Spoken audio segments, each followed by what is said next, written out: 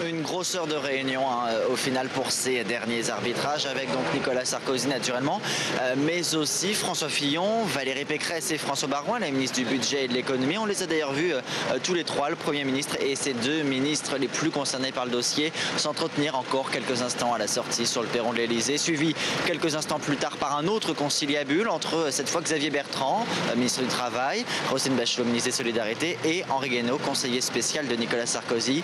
L'une des mesures phares, on le sait, il faut trouver 6 à 8 milliards d'euros. L'une des mesures phares, cela pourrait être justement du social avec une réforme assez inattendue, l'instauration d'un nouveau jour de solidarité, un peu comme ce qui avait déjà été fait pour le lundi de Pentecôte, qui serait donc un nouveau jour travaillé mais non rémunéré.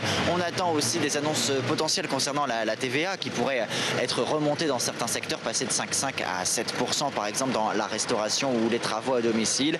Valérie Pécresse, ministre du Budget, a déjà dit que le gouvernement comptait faire des efforts sur les dépenses. La question naturellement c'est comment répartir équitablement tous ces efforts, être le plus efficace possible sans créer non plus trop de polémiques. Les consultations vont vraisemblablement se poursuivre au cours du week-end. On attend donc lundi matin ce Conseil des ministres exceptionnellement décalé en raison du G20 et une probable conférence de presse de François Fillon dans la journée si les arbitrages du week-end naturellement ont porté leurs fruits.